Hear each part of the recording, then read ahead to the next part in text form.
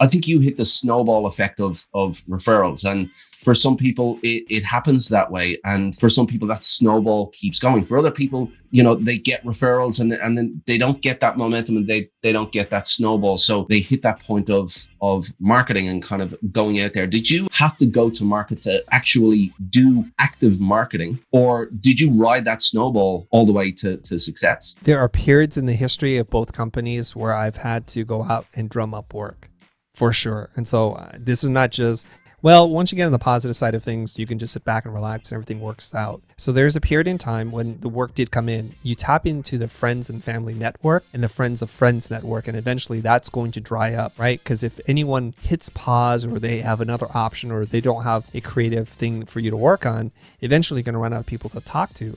And so I remember, I think it was about a year and a half into my business, I have 4 or 5 people working for me on a full-time freelance basis. And I'm like, oh my God, we have no work. What am I going to do? And so I picked up the phone. I literally looked in a directory and called up a bunch of sales reps. And these are people who represent directors and production companies for work. I called every single one of them and I sent them my professional, quote unquote, not that professional, reel. And each and every single one of them just turned me down right after the other. It's like, I remember a woman, her name is Shaban, and she's like, Chris, really like your work. I just don't know what to do with you. And that was a very polite way of saying, your work is not very commercially viable. I don't know how to get work for you, although I recognize that you have some talent, right? And so after making these calls, I'm like, oh, I'm out of options. And so we sat around at the conference table, which was a door with sawhorses, just want to let everybody know that was a conference room table. And I said, does anybody know anyone that might be able to give us work? And I remember this woman, and she was our office manager, and she was at that time dating one of my friends from school. Her name is Patricia. Patricia says, Chris, I know somebody. And Patricia is not in the industry. She doesn't know any of this stuff. I'm like, oh God, is this going to work? She goes, yeah, I know someone. Her name's Karen, and she works at this agency. I can get us a meeting. And I'm like, okay, awesome. She was the only one who said, I know somebody. Let's talk to them. I go into that agency. I present my work to her name's Karen Costello, tiny agency. I show her the work. She's very polite. She looks at it and it's like, oh, very nice. Okay, thanks. And I close up the portfolio.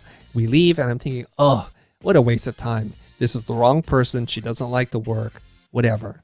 Little did I know that Karen would soon be poached by another agency who was on the upswing, and she was going to work on the Mitsubishi Motors account. So Karen, unbeknownst to me, a couple months later, calls me up and says, Chris, we got something to look at. Do you want to try this thing? I'm like, sure. I wind up doing that job.